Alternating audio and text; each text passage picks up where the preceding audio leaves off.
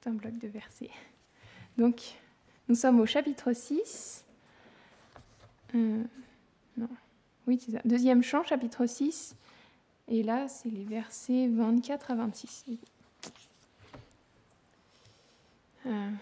Bien sûr, avant de parler, je demande la miséricorde de toute la filiation spirituelle de mon maître spirituel, de Srila Prabhupada et tous les dévots assemblés. Om Namo Bhagavate Vasudevaya. Om Namo Bhagavate Vasudevaya. Om Namo Bhagavate Vasudevaya.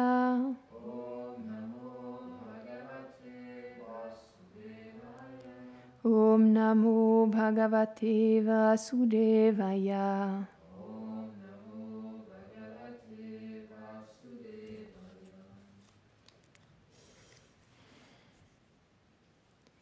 Teshu Yagyasya Pashava. Teshu Yagyasya Pashava. Savanaspataya Kusha. Savanaspataya Kusha. Idam cha devaya janam. Kalash choru gunanvita. Vastunyo shadhaya sneha. Rasa lohamrido jalam. Richo yajumsi samani. Chaturhotram cha satama. Namadheyani mantrascha. Dakshinascha vratanicha. Devatanu kalpa. Sankalpastantramevacha. Traduction. Alors que je désirais l'adorer rapidement, les matériaux suivants qui sont requis pour l'adoration ne pouvaient être trouvés que de sa personne même, à savoir les animaux sacrificiels, les postes sacrificiels, l'herbe coucha, l'autel, la saison du printemps qui est éminemment propice, les ustensiles sacrificiels, les céréales comme l'orge, les graines, le beurre clarifié, la nourriture comestible de 6 goûts différents, les métaux comme l'or, la terre, l'eau, les mantras Rik et Yajur et les hymnes Sama, les rites sacrificiels, les désignations des différents sacrifices, les mantras comme Svaha, les présents sacrificiels et les règles des vœux, l'ordre dans lequel les demi-dieux sont invoqués, les manuels des rites, la résolution d'offrir les sacrifices, la procédure, les mouvements des sacrifices. Traduction. Selon Srila Vishwanath Chakravarti Thakur, cette phrase continue durant 4 versets et le verset 29 est la fin. Brahma dit, afin de réunir les ingrédients, Teshu, pour le sacrifice, je produisais les ingrédients des membres du Seigneur. Je produisis les ingrédients des membres du Seigneur. Sambhara Sambrita. Le mot Vanaspataya signifie poste sacrificiel. Deva Yajanam est un endroit pour accomplir le sacrifice, car il est dit qu'on doit s'asseoir dans un lieu digne d'un sacrifice. Bahu Gunanvita signifie les moments comme le printemps. Vastuni, les récipients et les autres ustensiles. Oshadhaya désigne les plantes comme le riz, Sneha les huiles comme le beurre clarifié.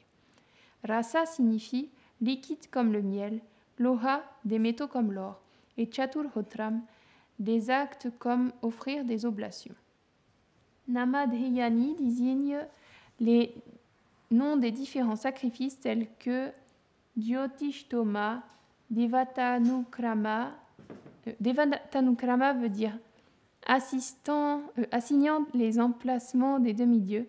Kalpa signifie un guide pratique pour les actions.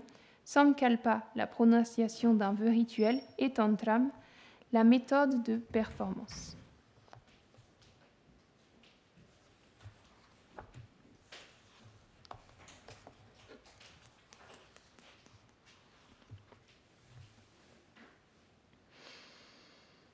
Om Ganatimirandasya Gananjana Sharakaya Shakshurun Miritam Yena Taisme Shri Gurave Namaha. Jai Shri Krishna Chaitanya Prabhu Nityananda Shri Advaita Gadadhara Shri Vasari Gaura Bhaktavrinda. Hare Krishna Krishna Krishna Hare Hare Hare Rama Rama Rama Hare Hare. Vrindaye Tulasi Deviaye Priyaye Keshavasya Cha Krishna Bhakti Pradevi Satyavatye Namo Namaha. Vanchakalpatarubhyascha Kripa Sindhubhya eva cha Patitanam Pavanebhyo Vaishnavebhyo Namo Namaha. Namo Vishnu Padaya Krishna Prashtaya Bhutale Srimate Bhaktivedanta Swaminiti Namine. Namaste Sarasvate Deve Gauravani Pracharine Nirvishesha Shunyavadi Paschatya Deshatarine.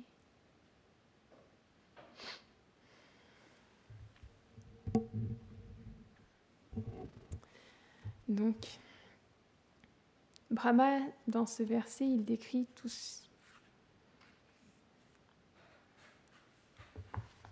dont il avait besoin au moment où il voulait faire l'adoration du Seigneur suprême. Alors qu'à ce moment-là, étant donné que la création n'était pas encore manifestée, et tout ce qu'il y avait, c'était le Seigneur suprême. Il n'y avait rien d'autre, il n'y avait aucun article pour l'adorer. Et donc après, on voit comment à partir, en fait, comment il adore le Seigneur avec le Seigneur lui-même finalement, avec tout ce qu'il trouve pour adorer le Seigneur, finalement, c'est le Seigneur lui-même. C'est parce que, étant donné que Krishna, c'est l'origine de toute chose, il est aussi l'origine de tout ce qu'on utilise pour l'adorer, comme... je ne sais plus si c'était dans le verset ou dans la classe, oui, dans le verset précédent, où il parlait de comment, de la même manière qu'on adore la terre avec du parfum, par exemple, alors que le parfum, ça fait partie de la terre. Et de la même manière aussi, on peut voir comment on offre de l'eau au Gange, alors que c'est l'eau du Gange elle-même qu'on lui offre. Mais cette adoration, c'est pas qu'elle est sans valeur. Parce que Krishna, il dit même dans la Bhagavad Gita que tout ce qui importe finalement, c'est qu'on lui offre avec dévotion, qu'on lui offre une fleur, un fruit, de l'eau, etc.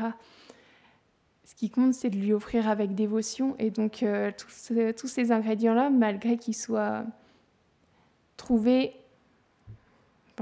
qu'il soit lui-même finalement, du coup, on pourrait dire, mais on lui offre pas vraiment quelque chose, puisque tout ça, c'est déjà lui. Donc, c'est comme quand un enfant, il veut acheter un cadeau à ses parents, mais il leur prend de l'argent pour leur offrir un cadeau. Mais les parents, ils sont quand même touchés parce que c'est l'intention de l'enfant qui les touche, et pas le cadeau en lui-même. Et donc, de cette manière-là, on peut voir comment Krishna il nous offre la possibilité de tous s'engager à son service. Et à travers cet exemple de Brahma. Et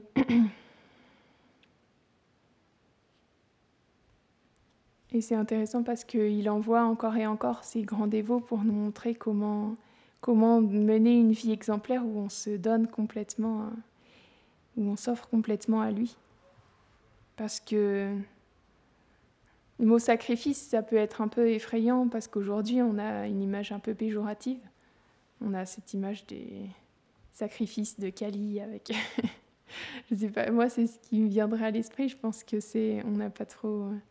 on n'a plus trop une bonne vision du sacrifice parce qu'il y a tout ce folklore qui est venu se mettre dedans où on voit des choses assez sanglantes, assez glauques. Mais le sacrifice, c'est quoi ? C'est de se donner, finalement. Le sacrifice, ça veut dire renoncer à son propre plaisir pour le plaisir du Seigneur. Et même le sacrifice aussi qu'on indique dans cet âge particulièrement, c'est le chant du Mahamantra. C'est ça qui est... Aujourd'hui, c'est plus les yagas là, comme Brahma voulait faire. C'est plus la méditation qu'on devait faire dans les âges les plus anciens. où on devait faire des méditations pendant des milliers d'années pour pouvoir avoir un résultat. Aujourd'hui, le sacrifice, c'est le chant du Mahamantra et c'est ça qui fait plaisir à Krishna. Et c'est à ça que les Vaishnavas, ils nous engagent. Et donc, on peut voir que le Seigneur Chaitanya Mahaprabhu, il est venu donner cette miséricorde-là de l'âge de Kali, du chant du Mahamantra. Il est venu aussi avec ses associés. Et hier, c'était l'apparition, ou la disparition, je ne me rappelle plus.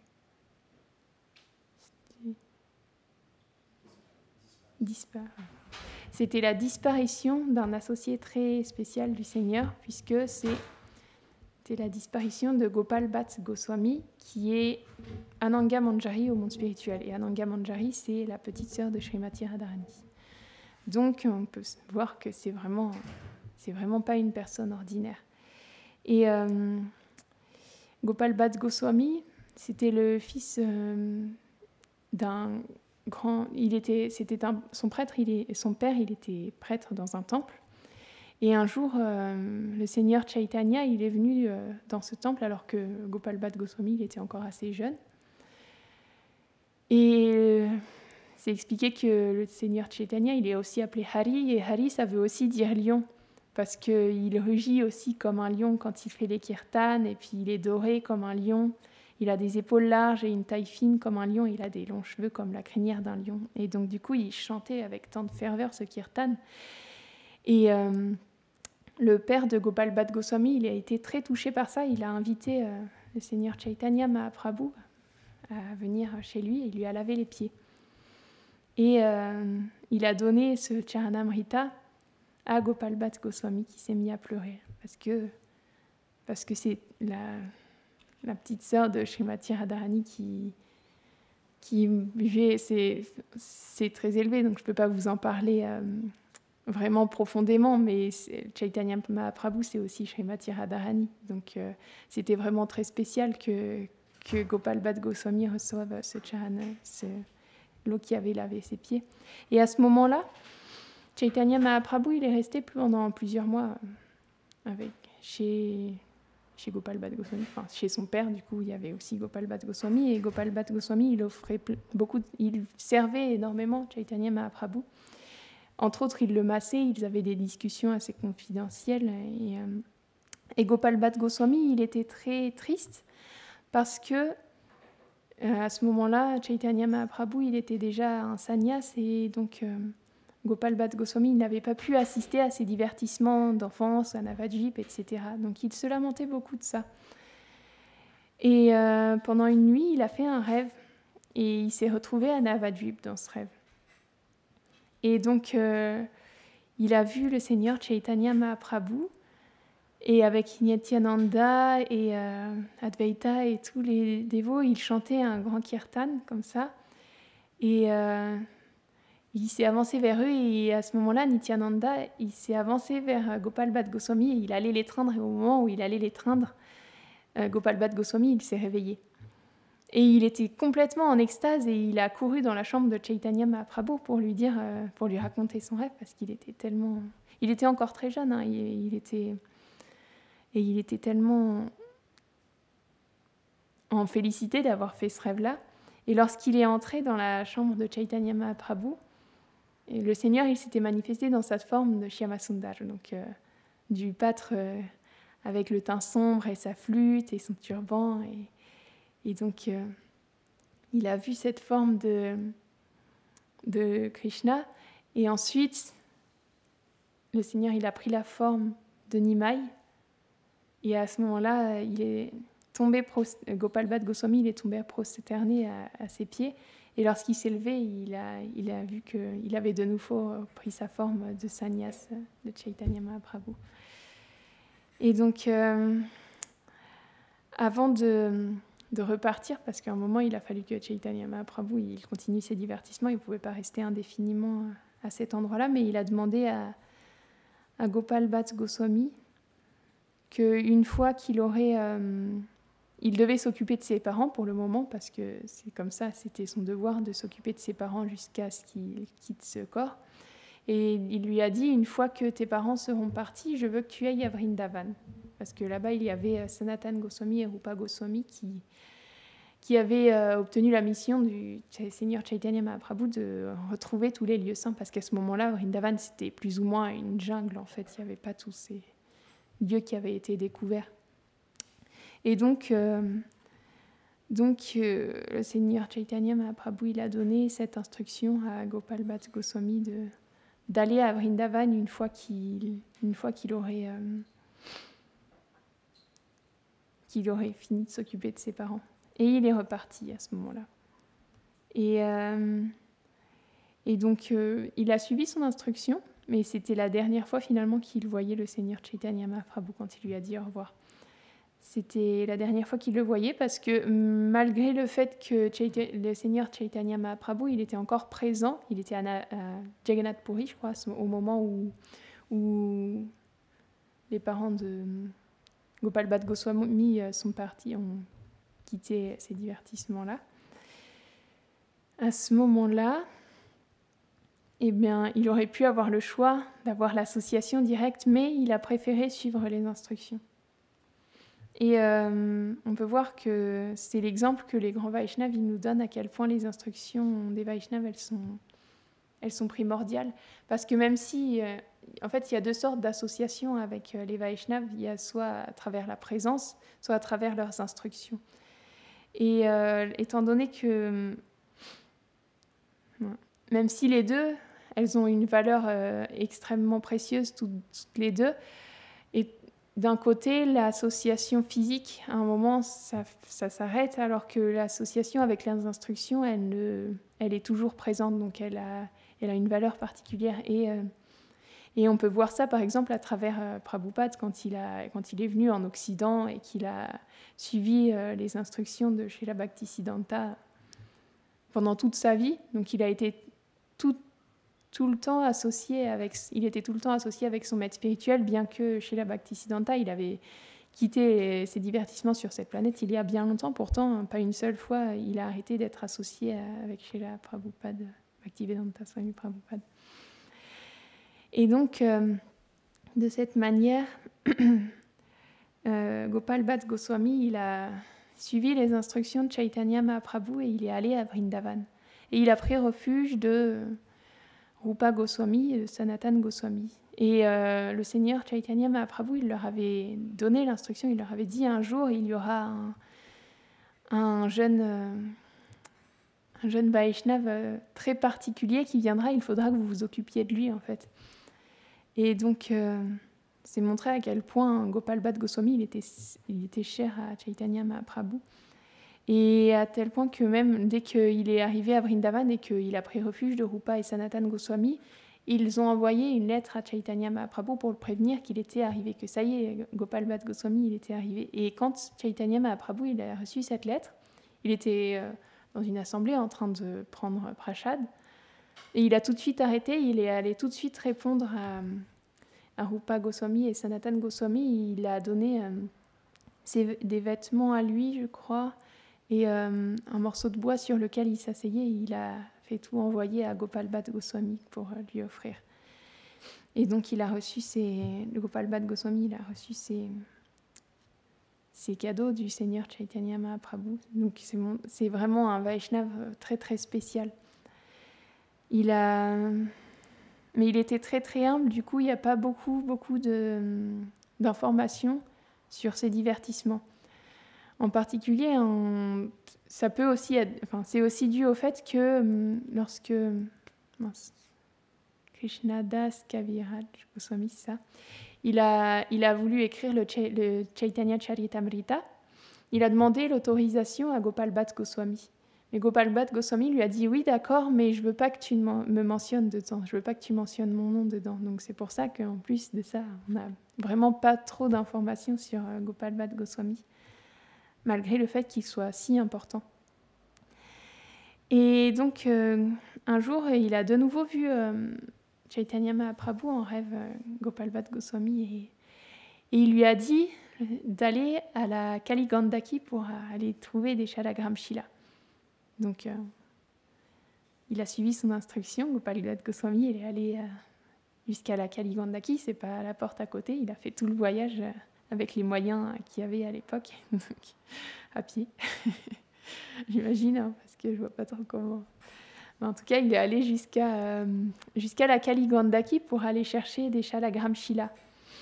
Et de la Kaligandaki, il a rapporté 12 Shalagramshila.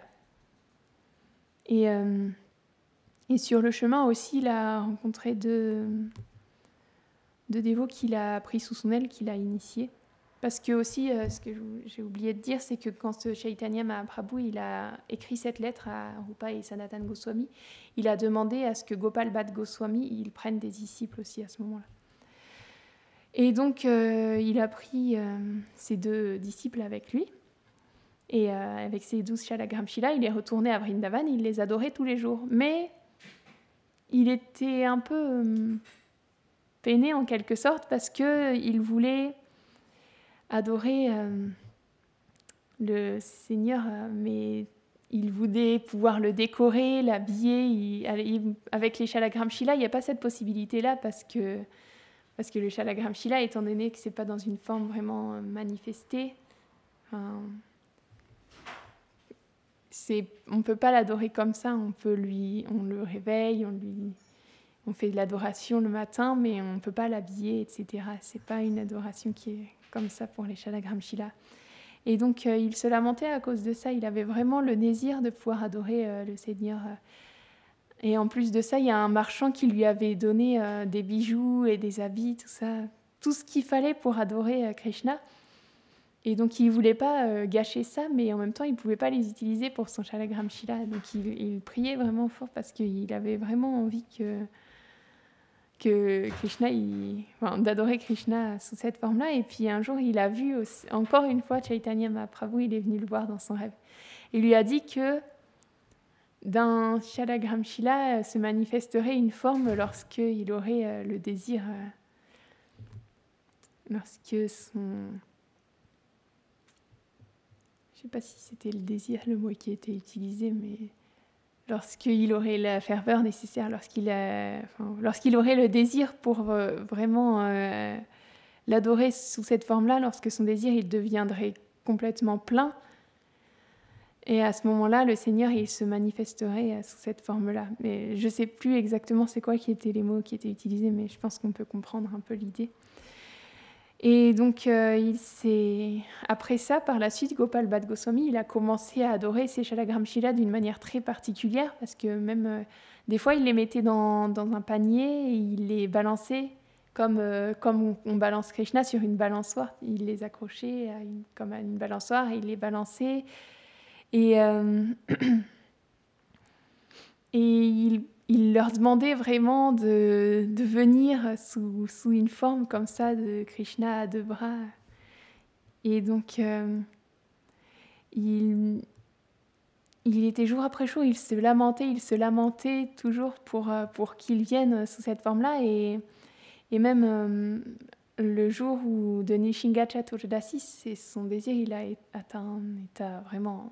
Il était à son comble à ce moment-là parce que Prahlad Maharaj, il a fait apparaître le Seigneur d'un pilier.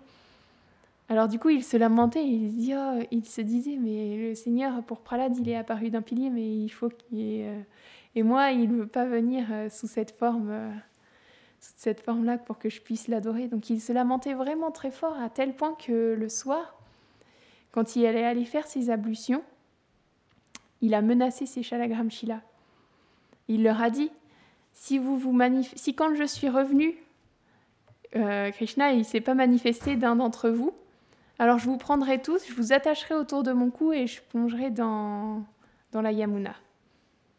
Il leur a dit ça et il les a vraiment châtiés, comme seuls les purs dévots veulent faire, mais il a châtié ces Shalagramshila, il les a menacés comme ça.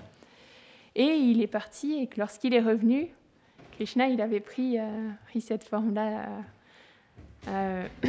qu'il avait tant désiré. Donc il était vraiment très satisfait et il a commencé à adorer Krishna. Et il l'a appelé Radharaman. Pourquoi Radharaman ? Parce qu'on peut se dire que c'est étrange parce qu'il est apparu seul, il n'y avait pas Radharani, mais il n'était pas loin de l'endroit où il y a le Rasa Lila qui a lieu.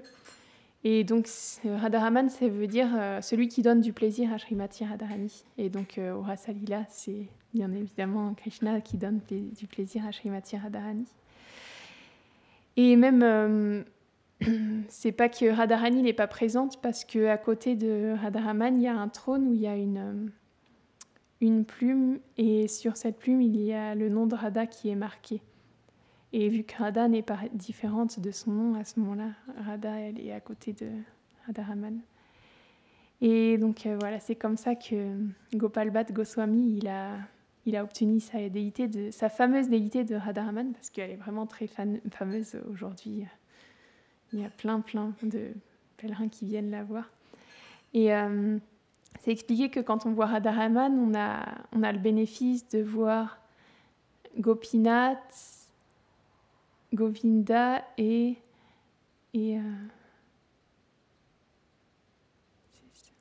c'est Radha Madhava, je sais plus, mince. Non, Radha Madan Mohan, Radha Govindaji et Radha Shyama Sundar, c'est ça. Oui, je pense. Voilà. Et on a le bénéfice de les voir tous les trois lorsqu'on a le darshan de Radharaman. Donc, c'est vraiment une forme spéciale de Krishna que Gopal Bhatt Goswami il a permis que nous voyions aujourd'hui. Donc pour ça, on peut remercier Gopal Bhatt Goswami. C'était sa disparition hier, donc voilà, c'était pour honorer un peu ses divertissements et pour se rappeler de lui, parce que tous les Vaishnavas, ils nous inspirent par leurs exemples, par leurs divertissements. Il y a tellement de... C'est leur miséricorde qui vient de cette manière-là aussi. Donc, est-ce que quelqu'un veut ajouter quelque chose ?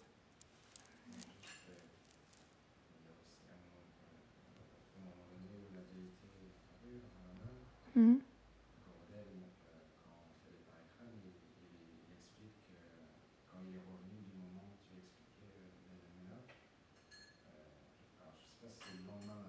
Mm.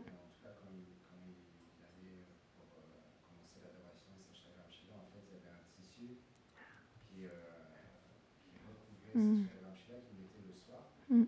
Et là, le matin, le tissu était comme dressé comme un serpent en fait. Et Gopal Bhatt Goswami, il a cru justement que c'était un serpent qui était sous les tissus, et il a donné un coup de bâton sur le tissu, et le tissu en fait il est tombé, il a vu que c'était la forme de Krishna qui s'était manifesté, c'est Shalagram Shiva. Oui, c'est vrai. Et donc voilà, il explique que c'est le premier service qu'on a reçu de son dévot, c'était un coup de bâton. Il y a Sudam qui expliquait que Gurudev, quand on fait le parikram à Vrindavan, il explique que lorsque il est revenu et qu'il a vu, je ne sais pas si c'était le soir ou le matin, mais lorsqu'il a vu Radharaman, il était, pour la première fois, il était encore recouvert sous un tissu. Et donc, il ne pouvait pas voir que c'était le Shalagram Shila qui avait pris cette forme-là. Il voyait seulement comme un tissu qui était dressé comme un serpent. Donc, il a pensé que c'est... Non, dans le divertissement, il a pensé que c'était un serpent. Il a pris un bâton et il a frappé Radharaman en pensant que c'était un serpent. Et donc, le tissu, il est tombé. Il a pu voir cette belle forme de Radharaman. Mais donc, le premier service que Radharaman il a eu, c'était un coup de bâton de Gopal Bhatt Goswami. Shri Radharaman ki jai.